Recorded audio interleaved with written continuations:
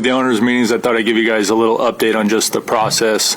Got back that Thursday from the owners' meetings and jumped right into meetings. And we've been in there grinding up in the room, in the draft room. Analytics, coaches, scouts. There's been a lot of good collaboration, a lot of good discussions the last 2.5 weeks as we build the board. These last few days, we've had some extra medical meetings, security meetings, some analytics meetings follow up, and then yesterday, AG and I like to do this. Yesterday we were in the draft room. We'd call up the coordinators and the position coaches one at a time and review our roster, and then hit a few players at that position in the upcoming draft, just to make sure we're all on the same page. We'll talk about the vision of the player. Does this player fit? If we are able to acquire this player in the draft, what's his role going to be like? What's it going to look like? What's the vision this year and into the future? So really good yesterday, kind of going through that practice. Some of these guys we've since had more exposure to, so just making sure the coaches, if they got a touch point with the player, can speak on that. Ooh, lights out. So yeah, as I look at the board yesterday, and it's never really final, we're always kind of tweaking it, but feel good. I won't disclose all the details of the positions, but we feel like, where some of the positions might drop off, where there might be some strengths in certain rounds of certain positions.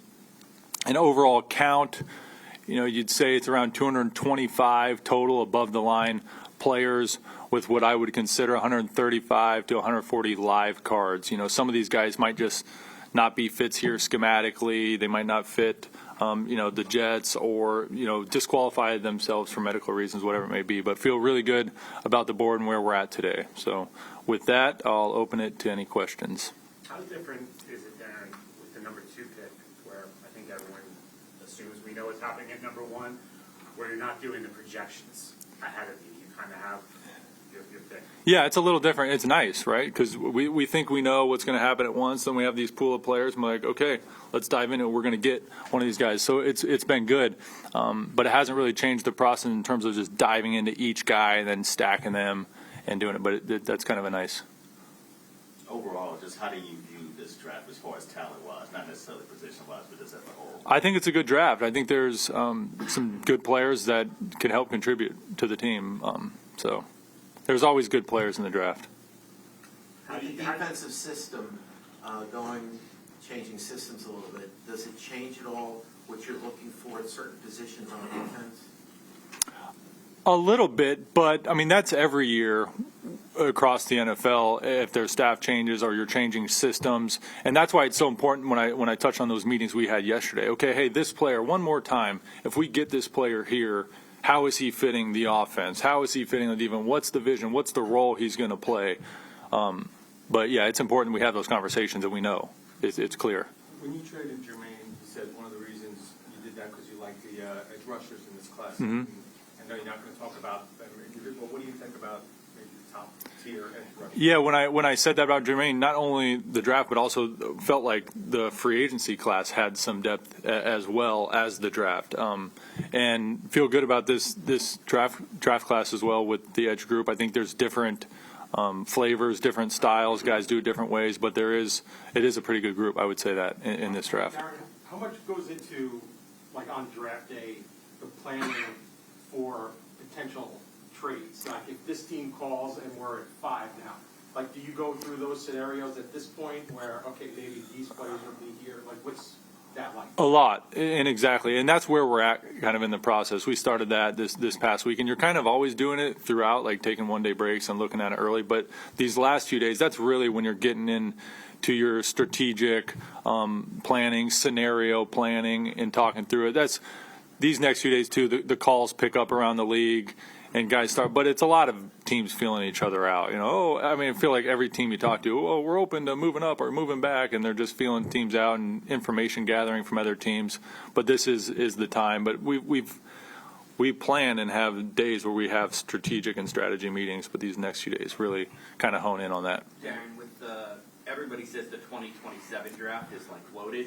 You guys are obviously very well set up in the 2027 draft. How much do you feel need to protect those picks versus you could use those to move up in 2026 if there was a player you wanted? Yeah, in terms of the 2020 draft and projecting there, I mean, it's our job to know the football landscape as a whole looking forward, right? So we think we know today, okay, next year these free agents may become, this is what the free agency class may look like. Oh, next year we think this is what the draft class may look like. But as we all know, those things change fast. I mean, injuries, performance goes up and down. So what's most important is we know this draft and we know our team now, and we're focused on adding good players this draft.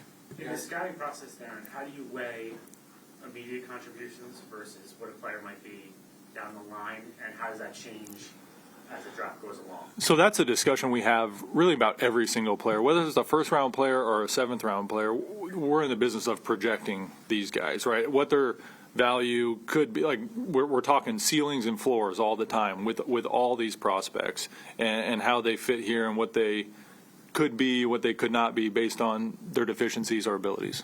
You guys, you did a lot of private workouts, specifically with some quarterbacks. I'm curious, like, when you go into like a private workout with that position specifically, what are you trying to find out about a guy? Oh, a lot. It's a fun process. You know, we've done it a few different ways, and everyone does it a little different. But you like to send the player kind of a test the night before, right? Hey, download all this information. Okay, we're going to be there tomorrow morning. We're going to get in a room. Let's see how much you can retain. Let's see how natural it is for you to talk football. Let's see if we connect in the room personality-wise. And we'll go through that meeting in the room, talking a lot of football, a little personal stuff, but a lot of their habits, just kind of really getting a feel for their football mind. And then you go out into the field. Obviously, you see them physically, but in that same time, you're kind of testing them mentally again. So it's a great process. I really enjoy it. Had a good time this spring doing it with the guys as well. And then specifically with Frank too, like what's it been like working with him and getting using his mind and evaluating these guys? It's been great. Both Frank and Coach Musgrave were on like the tour with us and got to go see some of these quarterbacks, and it was awesome. Obviously, Frank and Billy have been around a long time. Have evaluated a lot of quarterbacks, so there's been a lot of good discussion. I really enjoyed it. You said obviously you're getting a lot of calls, you're making calls this time of year.